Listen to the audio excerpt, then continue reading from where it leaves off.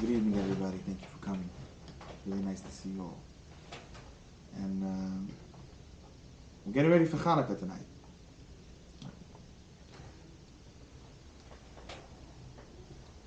I've quoted many, many times Rabbi Abraham J. Twersky of blessed memory, who, when he was 88 years old, wrote a book entitled Growing Up. And the way he starts the book off is, what do I want to be when I grow up? Right? So that's a cute question to ask, right? You ask every child, what do you want to be when you grow up? And he says he wants to be a doctor. He wants to be a fire truck, not a fireman, a fire truck, because they have the lights and everything. Or a police car, right? You ask a 3-year-old, right? Police car. He wants to be a Hatzalah truck. It's interesting, the answer. Right? Some will tell you Hatzalah man, but that's a little more severe. You ask a child what he wants to be. So Twersky starts off this book. What do I want to be when I grow up? I am 88 years old now. You assume at the age of 88 somebody grew up. Well, he goes on to explain that apparently not necessarily. So what does it mean to grow up?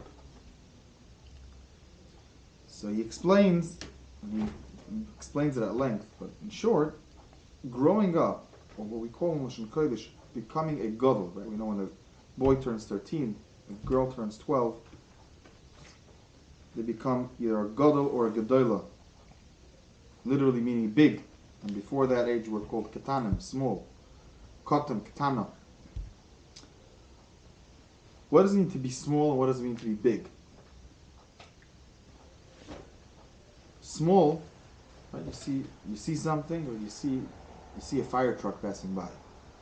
When you're small, all you see is the fire truck and the lights. When you're big, you realize that fire truck is on the way to a fire where people are in danger. And and it's important that the fire truck get there fast because it's going to save their life. When you see an ambulance passing by, when you're small, it makes a lot of noise, wheel, and lights and everything. As you get older, you realize that inside that truck there are people, there are volunteers. If we're talking about Hatzalah, right? Volunteers who just either got up in the middle of the night, or were in the middle of something, in the middle of work, in the middle of spending time with their family, whatever it may be they were in the middle of doing, got up, ran out, and are giving their all to save somebody's life. And there's someone in the back of that truck whose life may very well be hanging in the balance. Or we hope that it's someone going to give birth, something happy, something nice. It brings to mind when my second son was born. He was born at home. Yeah, I had the privilege of delivering him. Oh. It was not expected, no.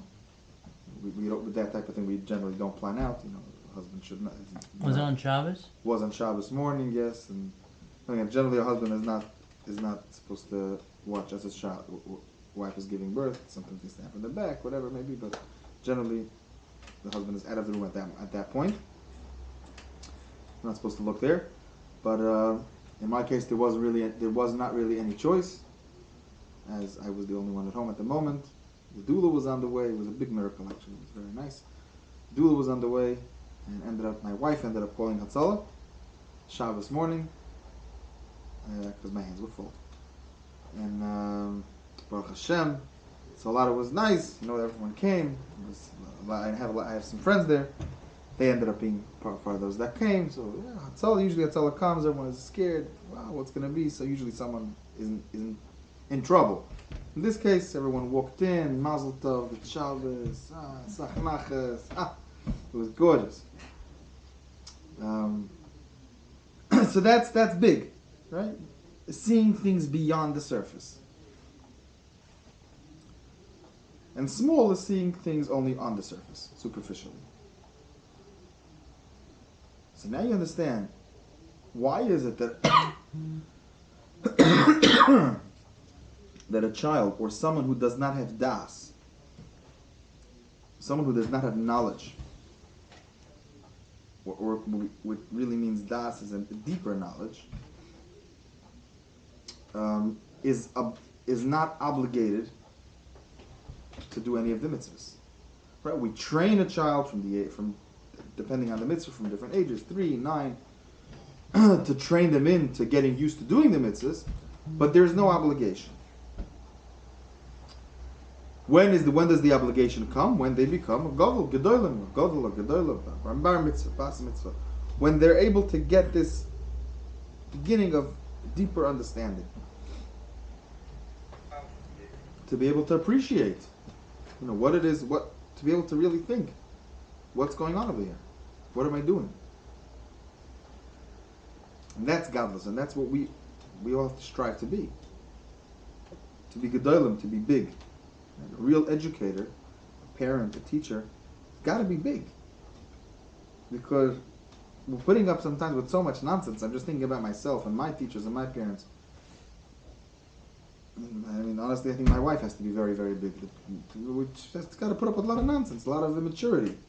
But still, to be able to see, no, this is not him. It's just his immaturity. He'll grow out of it, and to see the person beyond all the nonsense.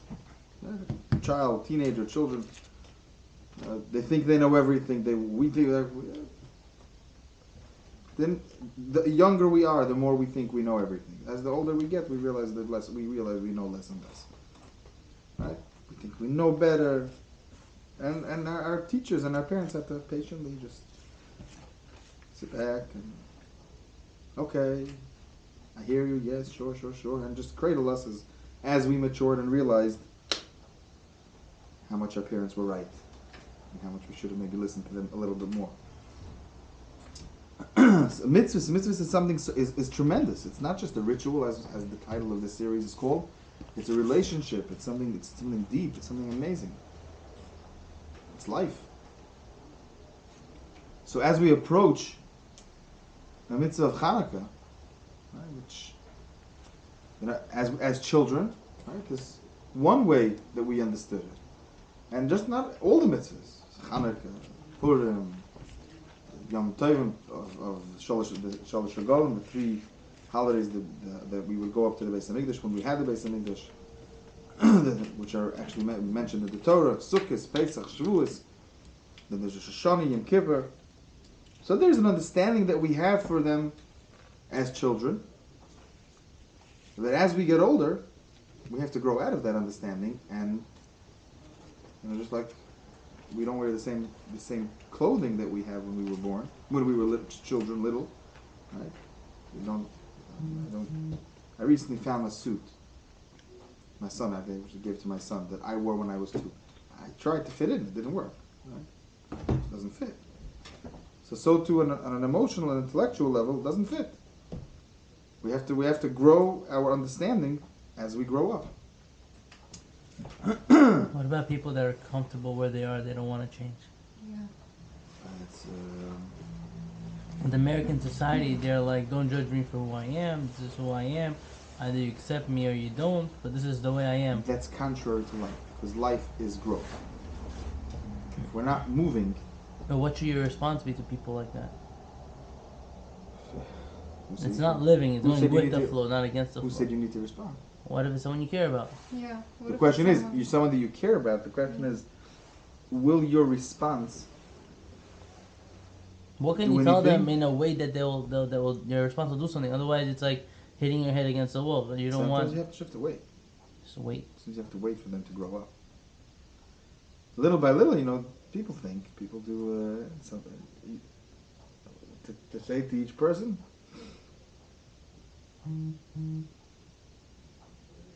But you hear what I'm saying, right? I hear what you're saying, sure. Not necessarily responding to them is going to have any sort of effect on them. Sometimes people are asking questions, then it's not a question, it's an answer. They don't want the answer. They don't want to... Sometimes a person has to come to it on his own. Go through whatever he's got to go through to come to it on his own. You can be there for them, and you can mention, obviously, I don't know, you want to be blunt? A heartbeat of a live person goes up and down, always changing position, always looking for more and for better and higher, and then sometimes taking a step back and jumping up again. When we're flat, if this is who I am, that's it. That's flatline. That's heart attack. It's not alive. Yeah, it's a code blue. Finished.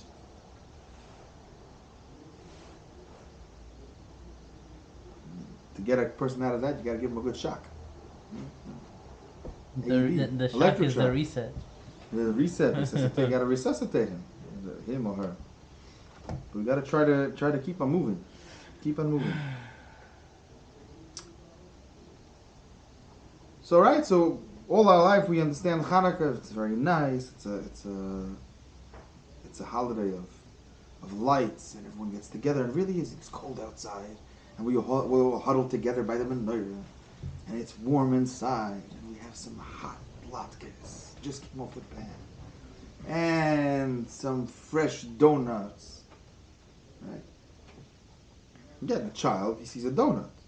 A grown-up sees calories. Right? It's a different perception. Some adults also only see donuts. Huh? Some adults also only see donuts. Those that they choose to stay young, and not age. But that's a topic for a different time and a different night. But is there a way Huh? is there a way for someone who's older to feel young but still mature? Of course. How? What's a Fresh. normal balance of not that? silly. No, you have the deepness, but you realize yourself. It's an even deeper understanding to realize that I'm still fresh, and to keep yourself fresh, and to keep on doing and keep on doing and keep on doing and striving for more, but at the same time using your life experience to grow on that to do it more effective, but with the same energy as a 2-year-old. Right? There is what to learn from children. The stages in life are not meant to be forgotten. They're meant to be built upon. So as we get older, we build upon our childhood in terms of the freshness, in terms of the happiness, serenity, anything. Smile, being busy, meaning not being idle, right? But we implement the maturity that we get, and then put the two and two together, and that's a gorgeous person. It's not every step in life is a building block. So as we have that, so that's Hanukkah, right? It's light and it's snowing outside. It has to be snowing. I remember the first time that as I was getting older, I was maybe 6 or 5, and like all the pictures were always, the menorah, the window, snowflakes. I'm like, Hanukkah, it's not snowing. It doesn't make sense. I remember this thought going through my head at around 4 or 5 years old, I think. Right? And that's very nice for a 4 or 5-year-old. Right? You hear the story, the Maccabees and the Yevonim and the fighting and the elephants and the menorah and the oil and that's why we eat donuts and that's what we like because it lit for 8 days. A tremendous miracle, gorgeous. But if we stay just with that as we grow up, so all it becomes, it's our version of a holiday that happens around the same time, which doesn't belong to us, which throughout history has been the day that Jews were massacred, right, because of what it symbolizes.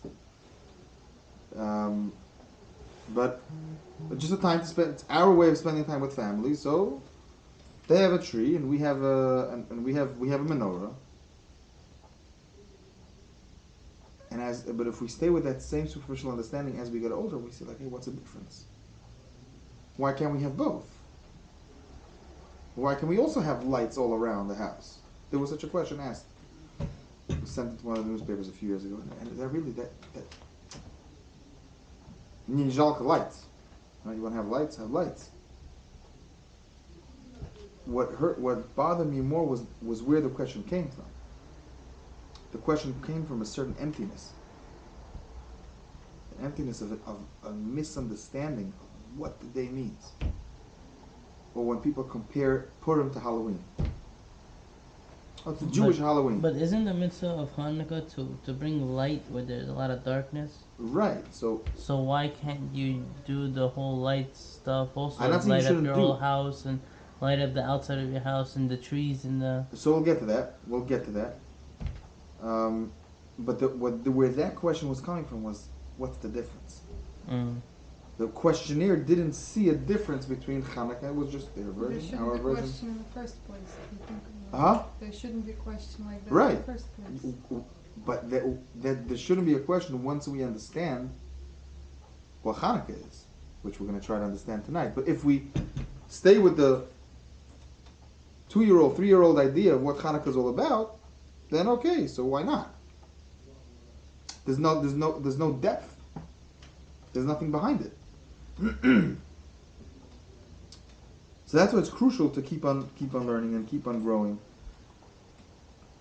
You know, I've mentioned, you know, Rabbi Zev Segel of the Manchester Yeshiva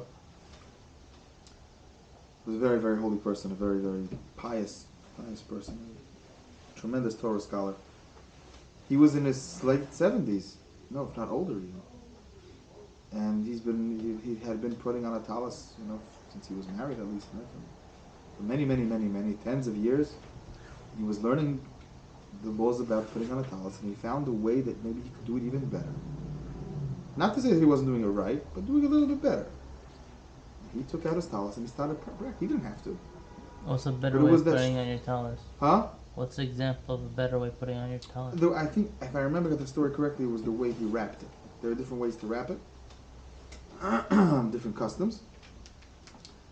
But he didn't, or just to, I think he took it out just to make sure that he was doing it right. I have to look back in the book to see the story. It was an account of the one he was learning with, who's witnessed all of this. He could have said, what do you mean? I know how to do it. I'm doing it for 30 years, 40 years, 50 years. I should know what I'm doing, right? But no, it was that's the youth, by the way. That's the youth with the maturity. Meaning always being curious, always wanting to learn more. I could learn more, but just because I'm 75, I can't learn anymore? Some people think it's an then embarrassment. Huh? Some people take it as an embarrassment, like, what are you trying to teach me? So who are you to teach me? Staying a child when you're 55. But that's the immaturity. That's the immature way of being a child. That's being afraid of your childhood as something that's negative and wanting to go away with it, so I can't be a child. But some people are always running away from it. Huh? Some people are always running away from it because of something in the past or whatever. But the bracha of Shalom, right? Oh, you're right. Shalom the bracha of Shalom, inner peace. V'yasem lecha shalom is you should be content with yourself, because not this is who I am and I'm not moving anywhere, but realizing this is who I am, this is what I have, and these are my tools to build and to mature and to grow and to make my life even more meaningful. So having said all that, let's try to approach Hanukkah and understand. And there's a lot. This is in no way, shape, or form everything. This is just tip of the iceberg. And from here, everyone feel free to keep on learning.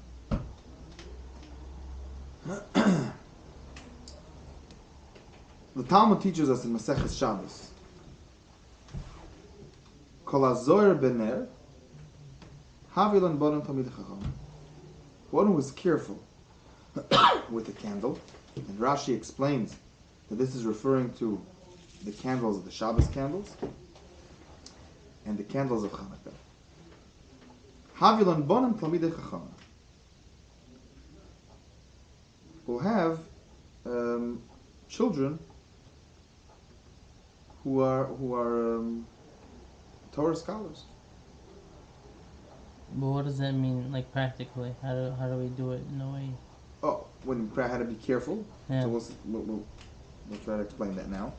And the Gemara brings proof that there were big sages, Torah scholars, who was attributed to the fact that their mothers, their parents, over there it's mentioned their mothers, but it refers to parents and anyone, father, mother, because even the Shabbos candles have to do with both.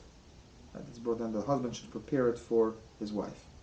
Well, what if the wife doesn't like the way the husband prepares it? So they should come to a mutual understanding and a way that he should do it, that she will like it. So I always wondered why. Why is that significant? That's what's going to make your son a Torah scholar? How about I would say learning with him? I don't know, saying certain portions of Psalms. I know, wrapping different bands around. I don't know, all different things that people come up with today. Some people come up with, some have sources. Why is being careful with a candle, with lighting a candle, so significant? Having a son of Torah scholar is not just someone that it's not just academic knowledge. It's a real Torah scholar, a real Talmud Chacham. The word Torah scholar doesn't really even do it justice. Talmud Chacham is a concept.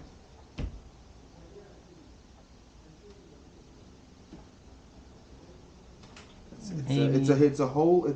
Talmud Chacham is not just knowing Torah. It's his whole essence is on a higher level, on a higher plane. Maybe it's because fire is something that you can share without losing anything. True. But look at the way the Gemara says Just it. like Kol the Torah. hazahir ben ner. Oh, One who is careful, not one who lights. One who is careful. maybe it's careful with the right machshava and attitude. Meaning like, oh, I'm lighting and I'm staying here for another 30 minutes as opposed to I'm lighting and running away. That's maybe on the track. We're on the track. But I was thinking something else. Along the same line as what you're saying.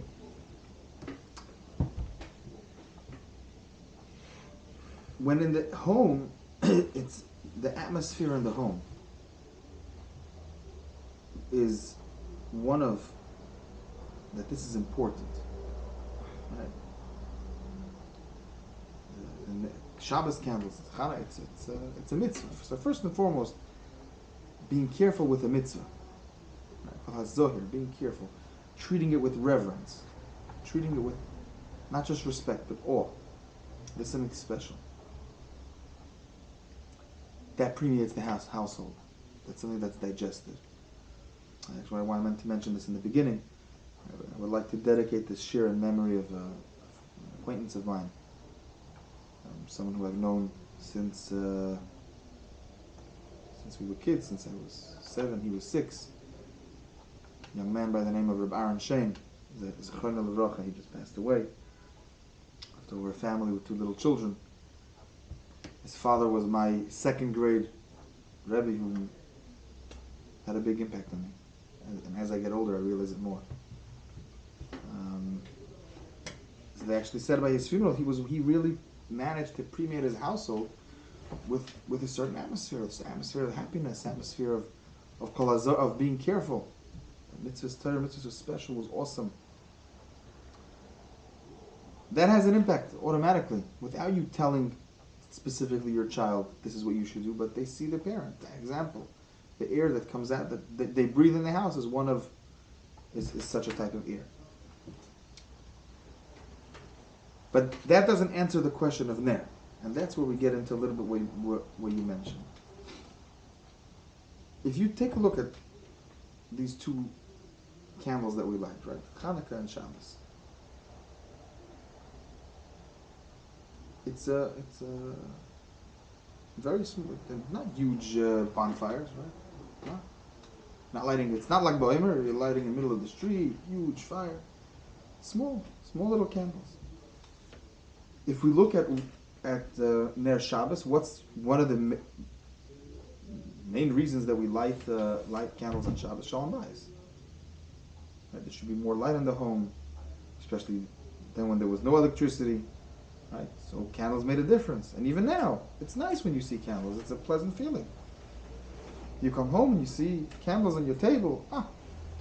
It's a certain feeling of serenity created by a small little candle.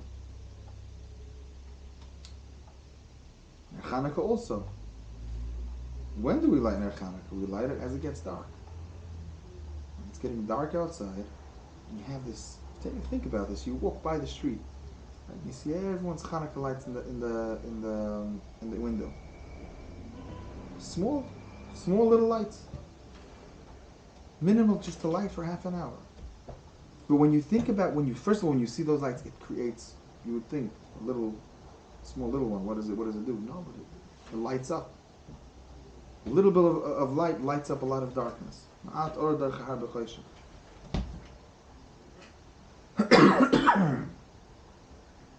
Rav Nachman Breslau said that one.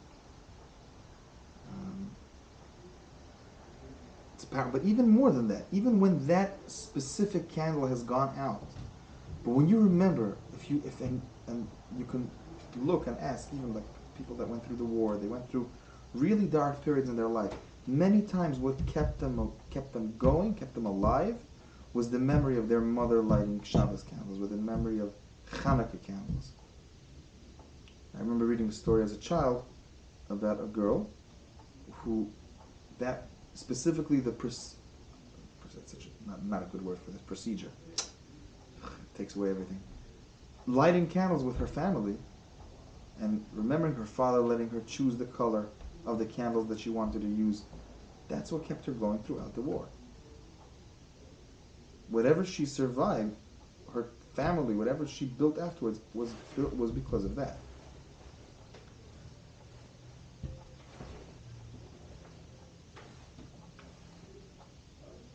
So called Hazoyer Ben Ner, a Talmid Chacham by nature is someone who lights up, who takes from himself, who takes in Torah, takes in Yerushalayim, takes it all in and gives it out by his very nature.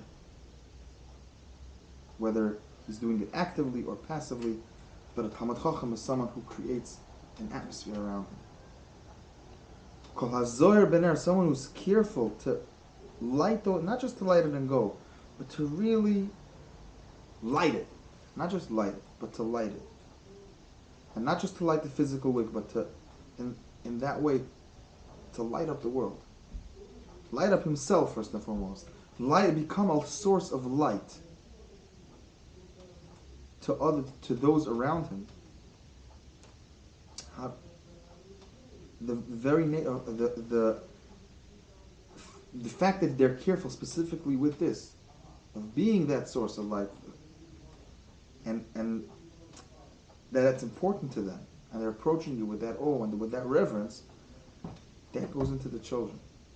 And the children want to emulate that. When we give over in a way that's delightful, pun intended, delightful, it lights up. In a positive way, in an uplifting way, that passes on.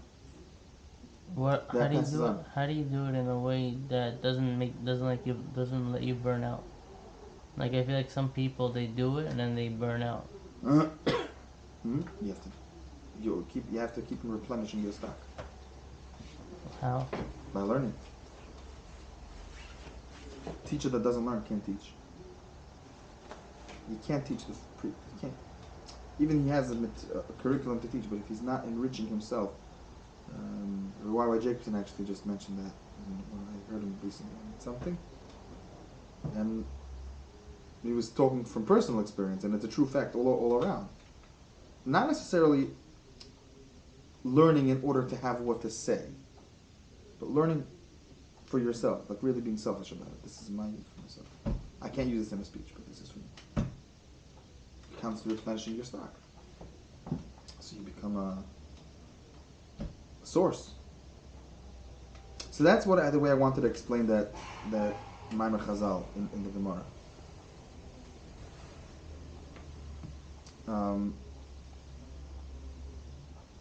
So getting down to the actual lighting, what's happening when we're lighting? What is this lighting? Lighting of Hanukkah? Yeah, I understand that. Shabbos, fine.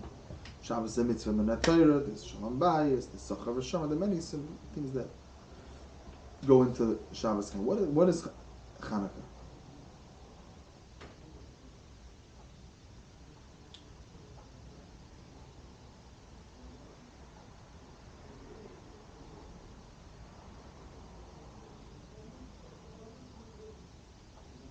Rabbi Leo Dessler was a very big